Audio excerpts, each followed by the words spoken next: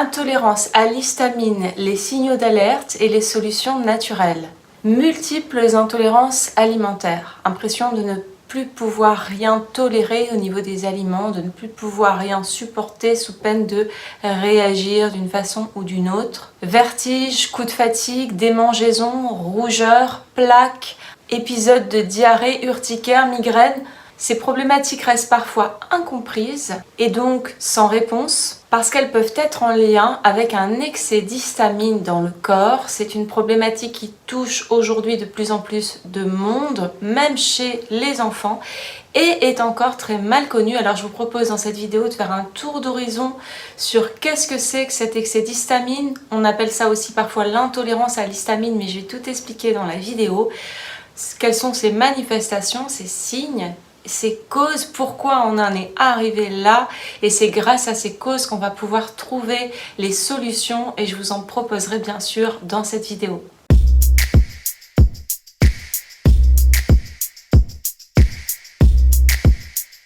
Bienvenue à vous si vous me rejoignez aujourd'hui sur cette chaîne. Je suis Florence Pignero-Ortolan, praticienne en micronutrition. Je vous accompagne à travers ces vidéos et à travers des accompagnements pour prendre soin de vous, pour comprendre comment vous fonctionnez, pour aller plus loin sur des problématiques parfois un peu compliquées. Je vous laisse regarder tout ça en barre d'infos. On va commencer tout de suite cette vidéo qui peut être un peu longue, mais si vous êtes concerné par les signes que je vais vous lister, vous aurez probablement envie de l'écouter en entier pour comprendre de quoi il s'agit. Alors tout d'abord, qu'est-ce que c'est que l'histamine ? Vous en avez probablement déjà entendu parler. Vous savez, quand on parle des antihistaminiques pour les allergies. Alors l'histamine, c'est une molécule qui est produite par le corps ou apportée par l'alimentation. Elle fait partie des amines biogènes. Elle est produite à partir d'un acide aminé qui s'appelle l'histidine. Et elle joue de très nombreux rôles dans le corps. Alors on la voit souvent de façon négative par rapport à la réaction allergique.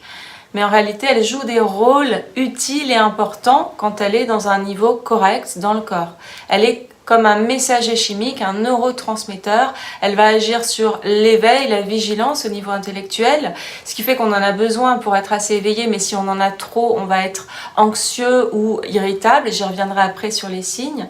Elle a un rôle aussi digestif. Elle aide à produire l'acide gastrique en activant la pompe à protons. Elle a un rôle de transmission des stimuli nerveux. Elle a aussi un rôle de médiateur de l'inflammation. C'est là qu'arrive son rôle dans la transmission peut-être d'un signal dangereux qui va faire que, en libérant de l'histamine, le corps va se mettre en défense. Donc ça produit des réactions qui sont désagréables, négatives, comme des gonflements, des rougeurs, des malaises, etc. Toutes les réactions allergiques. Elle a aussi des rôles dans la régulation de la température corporelle, du métabolisme, de la santé cardiovasculaire en ayant un rôle sur la dilatation des vaisseaux sanguins et même du système endocrinien. Bref, ces rôles sont très nombreux, mais aujourd'hui on va plus s'intéresser au danger de l'excès d'histamine.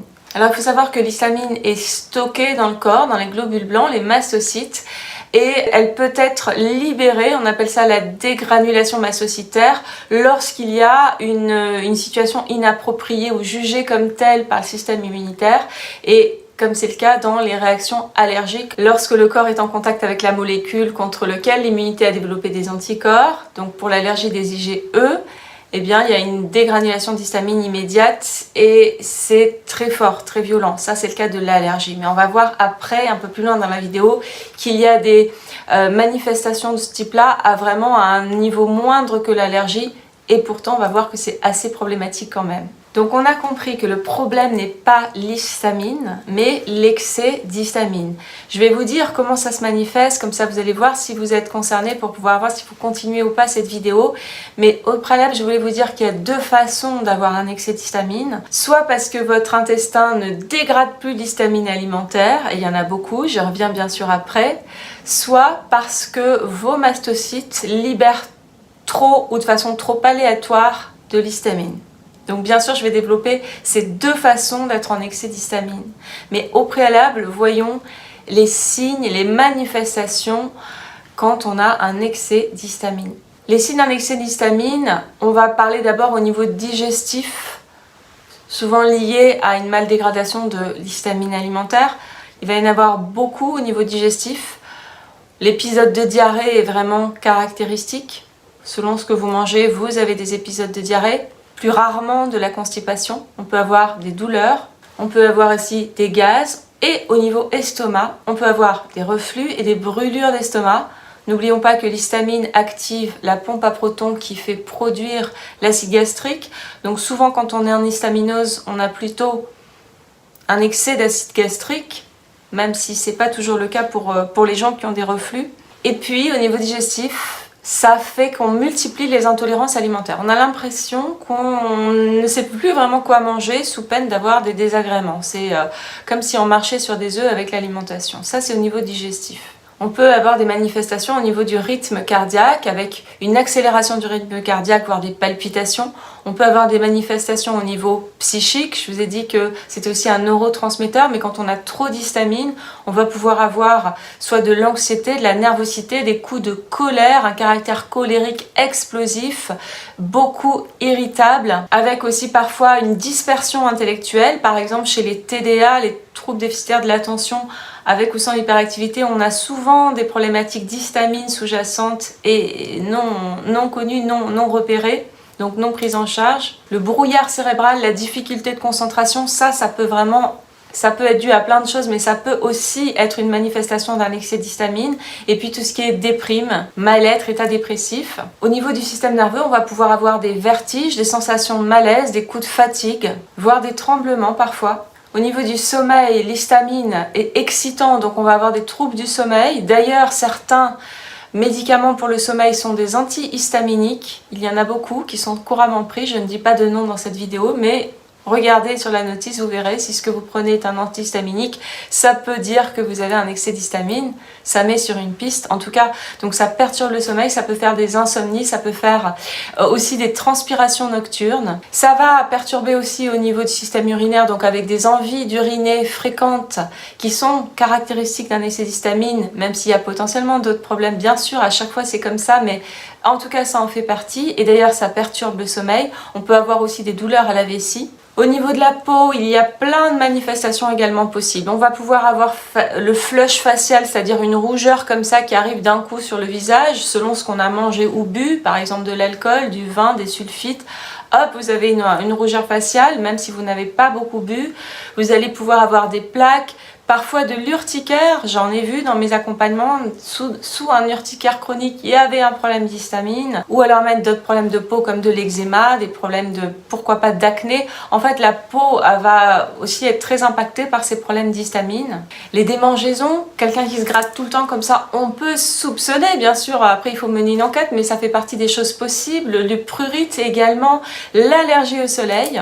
Au niveau ORL, il y a beaucoup de choses aussi. On va pouvoir avoir un nez qui coule ou un nez qui est congestionné, on va pouvoir avoir des sinusites, voire des saignements de nez. Au niveau de la bouche, on va pouvoir faire bien sûr des aftes. D'ailleurs, souvent, les personnes qui font des aftes après avoir mangé certains aliments, et on va y revenir après.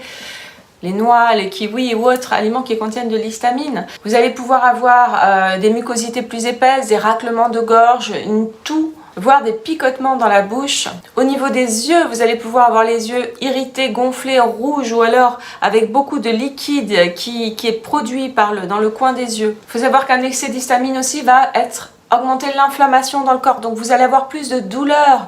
Par exemple, si vous avez des douleurs chroniques, c'est toujours intéressant d'aller regarder s'il n'y a pas une problématique d'histamine derrière.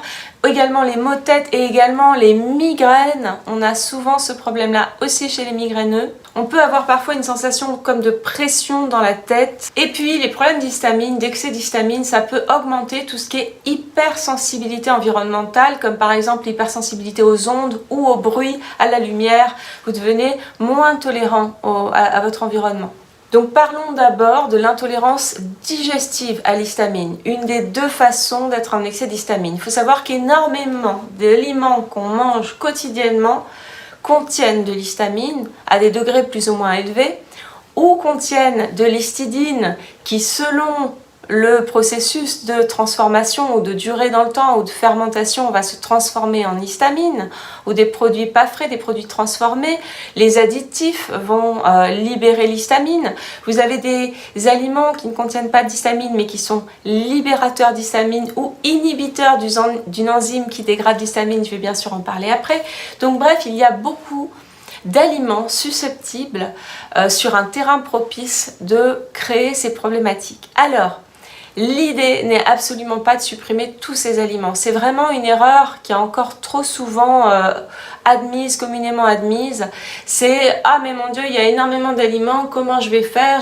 C'est déprimant, je ne vais pas pouvoir supprimer tout ça. » Alors en fait, l'idée vraiment c'est de comprendre que normalement on peut dégrader toute cette histamine alimentaire parce que notre corps est équipé. Notre corps dans l'intestin, dans la muqueuse intestinale, produit une enzyme qui s'appelle la DAO, la diaminoxydase. Et cette enzyme c'est l'outil qui dégrade l'histamine alimentaire. Donc normalement, quand tout se passe bien dans l'intestin, pas de problème, on dégrade l'histamine et on peut manger de tous ces aliments qui, soit dit au passage, sont souvent des aliments bons pour la santé, recommandés dans une alimentation anti-inflammatoire, nutritionnelle. On a par exemple tout ce qui est légumineuse, petits poissons gras, oléagineux, amandes, noix, noisettes, etc.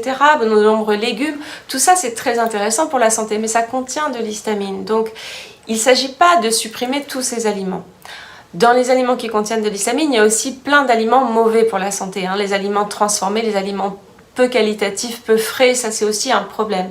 Mais il y a aussi des aliments bons pour la santé. Donc l'idée, ça va être de prendre connaissance un petit peu de quels sont les aliments qui sont plus ou moins riches en histamine, quels sont les procédés de fermentation et de conservation qui font que l'histamine se développe dans ces aliments. Donc, ce que je vous invite à faire pour cela, si vous ne vous faites pas accompagner, j'y reviendrai après, c'est que déjà sur internet vous avez la liste SIGHI, S-I-G-H-I, qui est disponible en PDF sur internet, en tout cas c'est le cas en 2024 où je fais cette vidéo. Et cette liste, alors certes quand on la voit pour la première fois, elle a un côté un peu déprimant parce qu'elle est extrêmement complexe, avec plein d'aliments, on se dit oh là là, mais il faut travailler un peu pour la lire, mais on s'y familiarise progressivement et elle est très intéressante parce que déjà elle classifie les aliments selon leur teneur, le degré de teneur en histamine. Il y a 4 catégories, 0, 1, 2, 3, 0 il n'y en a pas, 1 un peu, 2 moyen, 3 beaucoup. Déjà ça c'est très intéressant parce que l'idée, si vous voulez, si aujourd'hui votre intestin ne fabrique plus assez la DAO, l'enzyme qui dégrade l'histamine, l'idée c'est que vous avez un seuil de tolérance à l'histamine qui est diminué. Ça ne veut pas dire que vous ne supportez aucun aliment. Ça veut dire que votre capacité globale de dégradation de l'histamine alimentaire est diminuée. Je reviendrai après sur les causes par rapport à cette DAO. Et donc, vous avez un seuil de tolérance qui vous appartient aujourd'hui et qui pourra évoluer. Ce n'est pas une fatalité le problème d'histamine. Si on travaille sur tout le terrain, comme je vous explique dans cette vidéo, vous allez comprendre, vous allez pouvoir progressivement refabriquer de la DAO, on va le voir.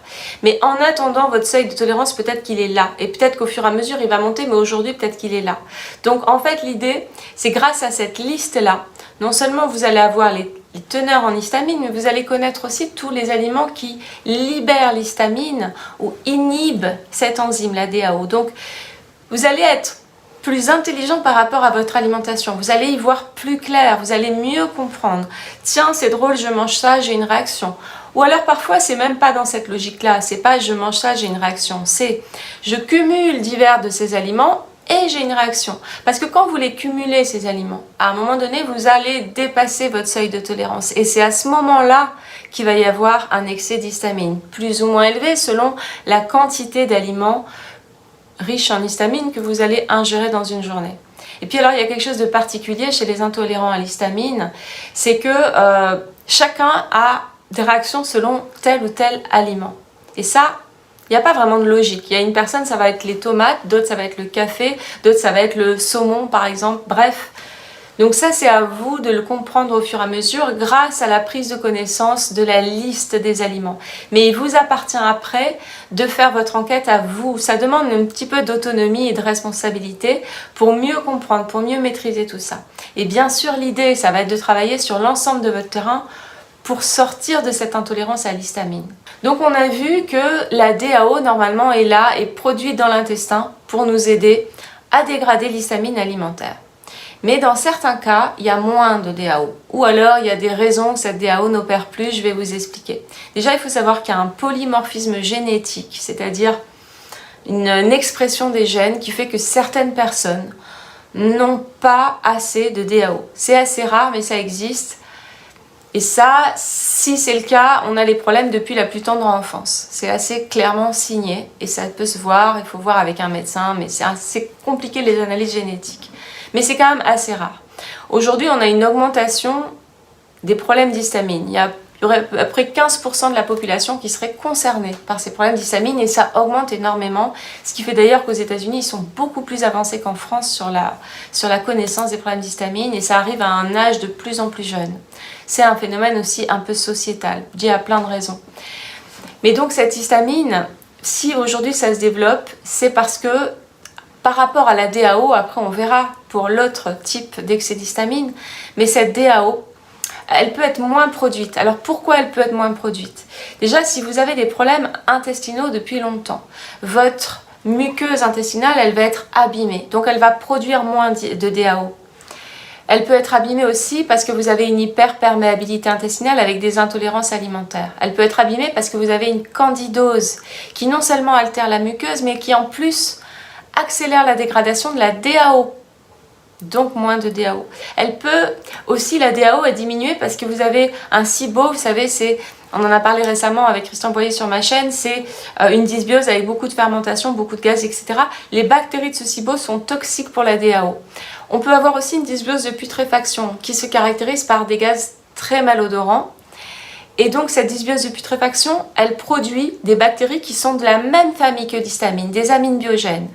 Et ces bactéries de la même famille que l'histamine, elles utilisent la DAO en priorité sur l'histamine. Donc votre DAO est peut-être là en quantité normale, mais si elle est réquisitionnée pour vos bactéries de l'intestin, parce que vous avez une dysbiose, il ne vous en reste plus pour la DAO. On dit que la DAO est saturée par la dysbiose. Et ça, c'est courant.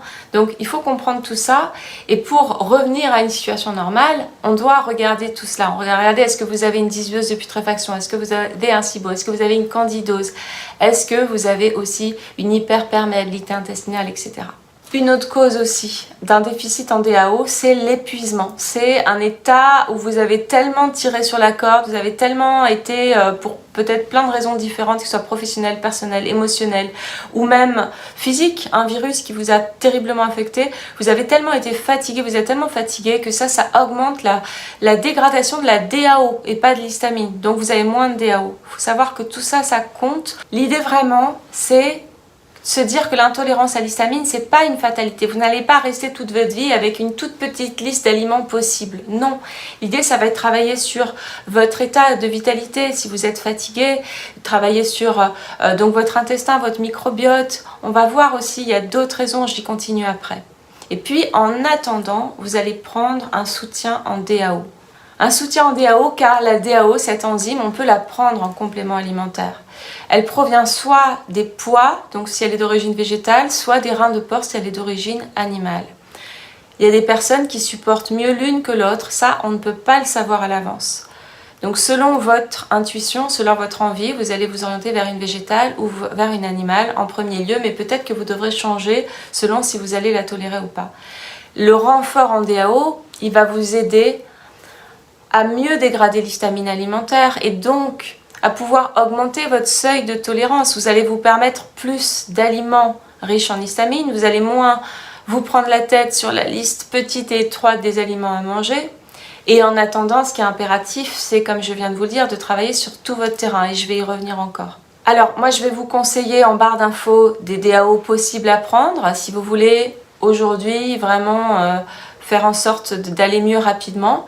Mais d'abord, je vais vous expliquer un peu l'histoire de l'histaminose mastocytaire parce qu'on va voir que ça peut être les deux liés, donc peut-être une solution globale vous ferait du bien. Donc voyons à présent qu'est-ce que c'est que cette activation mastocytaire, cette dégranulation d'histamine qui est trop aléatoire, qui n'est pas juste, qui fait qu'on a des manifestations qui ne devraient pas être là. Je vous ai dit, l'histamine, elle est stockée dans ces mastocytes, les globules blancs. Et selon le contexte qui peut se produire, elle peut être dégranulée et produire des symptômes, des signes que je vous ai listés tout à l'heure. Ça peut arriver suite à divers phénomènes. Il faut savoir que déjà, suite à la prise d'un ou de plusieurs médicaments, comme des antibiotiques par exemple, ou comme une anesthésie suite à une opération, il y a des personnes dans la vie, c'est avant, après la prise de ce médicament. Et ça, on trouve des informations sur Internet, il y a des forums, il y a des milliers de personnes qui témoignent de cela. Parce que vous allez avoir donc ces médicaments, de nombreux médicaments sont activateurs pour les mastocytes. Ils vont donc faire que vos mastocytes vont se mettre à dégranuler l'histamine comme ça de façon anarchique. Donc déjà il y a ça, il faut le savoir, ça permet peut-être de mieux comprendre l'origine des dérèglements. Ensuite vous allez pouvoir avoir ce phénomène-là suite à une infection virale. Lors de l'épisode Covid-19, vous savez qu'on a eu énormément de personnes qui ont eu plein de manifestations diverses et variées, aussi dans les Covid longs, et l'histamine était très souvent en cause parce que justement ces infections vont faire que ça active les mastocytes. Et ça peut d'ailleurs être des infections autres que le Covid, ça peut être l'herpès, ça peut être d'autres virus qui sont parfois un peu latents. On a aussi l'épuisement ou le stress chronique qui est la phase finalement précédente de l'épuisement. Soit vous êtes en stress chronique tout le temps et ça active vos mastocytes, soit vous êtes arrivé dans un état d'épuisement et ça aussi, ça active vos mastocytes. On a aussi d'autres causes comme par exemple le déficit ou la carence en vitamines du groupe B, notamment B9, B12, qui participe à un phénomène qui s'appelle la méthylation, parce que pour dégrader cette histamine dans les tissus, celle de l'activation mastocytaire, il nous faut une autre enzyme. Tout à l'heure on avait la DAO, mais la HMNT, méthylhistamine transférase, cette enzyme, elle aide à dégrader l'histamine mastocytaire et elle est dépendante de la méthylation, donc des taux de vitamine B9 et B12. Ça, c'est aussi quelque chose à connaître. Une hyperthyroïdie peut aussi activer les mastocytes et une hypothyroïdie aussi, puisque la T3, l'hormone active, elle sert à réguler justement les mastocytes. Quand on n'en a pas assez ou quand on en a trop, c'est pas bon dans les deux cas. Chez la femme, un climat œstrogénique va aussi activer les mastocytes. Donc si vous avez un syndrome prémenstruel avec des règles très abondantes, douloureuses, etc., ça peut aussi conduire à une activation mastocytaire. Il y a aussi dans l'environnement la présence de moisissures ou de poussière, ou si vous avez à la base un terrain allergique. Tout ça, ça peut conduire à cette activation mastocytaire. Le stress, donc, fait partie de cela. Et d'ailleurs, vous pouvez le reconnaître, ce genre de réaction, si par exemple, quand vous avez soit un gros stress qui vous arrive, ou même que vous faites un sport un peu trop violent pour vous, ou alors que vous allez ne pas manger pendant de nombreuses heures, ce qui est une forme de stress aussi pour votre organisme, dans ce genre de situation, vous allez pouvoir avoir plein de symptômes. Et ça, je sais que ça arrive, parce que j'ai accompagné depuis plusieurs années de nombreuses personnes, et c'est vraiment intéressant de le voir de cette façon. Je fais un sport intensif ou je ne mange pas pendant de nombreuses heures, ou alors il m'arrive quelque chose de particulièrement stressant, je fais des symptômes d'histamine. Donc cette activation mastocytaire, elle est là à des degrés bien sûr plus ou moins élevés, et chez certaines personnes ça va être vraiment quelque chose de subtil qui fait que personne ne le sait, en fait, on vit avec et on se pose un peu la question pourquoi j'ai ça, on ne sait pas. Mais chez certaines personnes, ça atteint un degré extrêmement important. Et cet état vraiment important, il est diagnostiqué. Il s'appelle le SAMA, le syndrome d'activation mastocytaire. Il y a des centres dans plusieurs villes en France, les CEREMAS.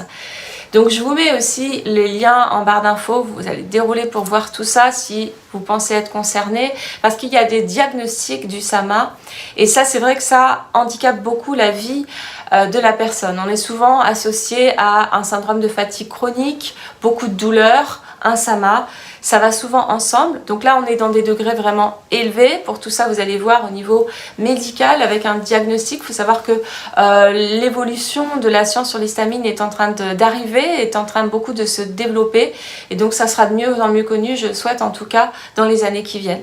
Alors maintenant, si vous êtes à un degré qui n'est pas non plus ce SAMA, parce que là j'imagine que si c'est le cas, vous êtes déjà en errance médicale avec beaucoup de recherches et beaucoup d'incompréhension, donc j'espère que cette vidéo dans ce cas vous aura donné des premières pistes. Mais si vous êtes à un niveau où vous êtes reconnu dans les signes que je vous ai dit, tous les symptômes, que ce soit par rapport à ce que vous mangez ou que ce soit par rapport à des stress qui vous arrivent, eh bien il y a des solutions naturelles. Alors d'abord au niveau bien sûr alimentaire, on peut doser dans le sang l'activité de la DAO dans certains labos spécialisés, mais ce n'est pas forcément indispensable parce qu'il faut savoir que même quand l'activité de la DAO est considérée comme normale, on peut être aidé par la prise de DAO en complément alimentaire parce que comme je vous l'ai dit, votre DAO elle peut être saturée par la dysbiose, par le SIBO, elle peut être dégradée par la candidose, l'hyperperméabilité intestinale ou l'épuisement. Donc l'idée c'est de voir si vous avez des signes, déjà prendre connaissance des aliments pour peut-être diminuer la charge d'histamine globale, même si vous ne supprimez pas tout, c'est une question de degré, et vous aider en prenant de la DAO. Donc ça devrait vous aider à avoir moins de signes et pouvoir vous permettre plus d'aliments. Mais souvent, chez les personnes qui ont un problème d'histamine digestive, il y a parfois quand même des problèmes un peu d'activation mastocytaire à petit niveau qui font que la personne fait quand même un peu de réactions diverses et variées. Donc c'est intéressant de prendre dans ce cas des antihistaminiques naturels. Alors quels sont ces antihistaminiques naturels? Vous avez la quercétine, vous avez la naringine, il y a également le magnésium, il y a de très nombreuses molécules, mais le principal sont la quercétine et la naringine. Donc ça, c'est des choses que vous pouvez trouver, vous pouvez essayer pour voir si ça vous aide. Donc l'idée, c'est qu'aujourd'hui, de plus en plus de laboratoires de micronutrition se lancent sur ce sujet-là. Ça arrive là en ce moment, hein. Il y a des sorties en ce moment de DAO, de complexes autour de cela. Il y a encore 1 an, 2 ans, ça n'existait pas.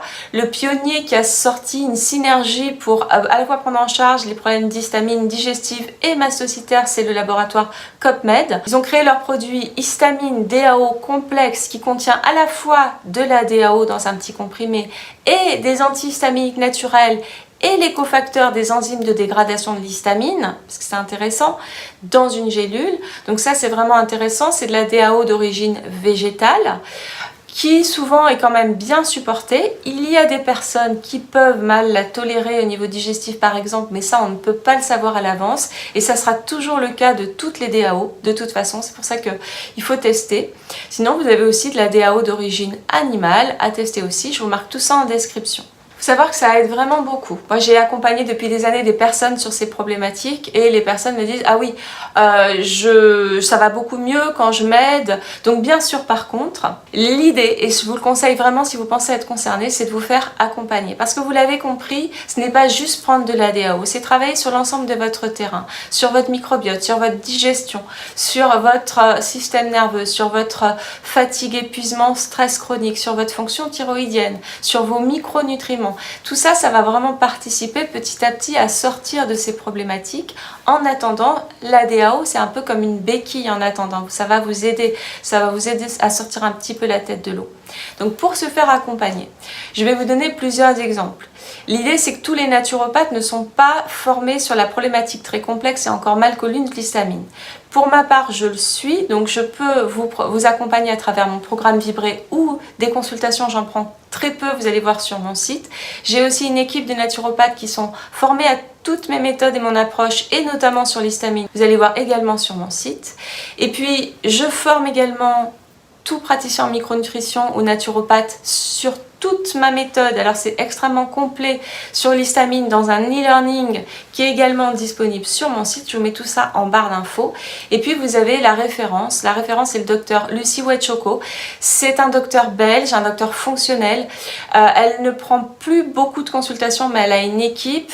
Donc je vous mets également le lien vers sa page.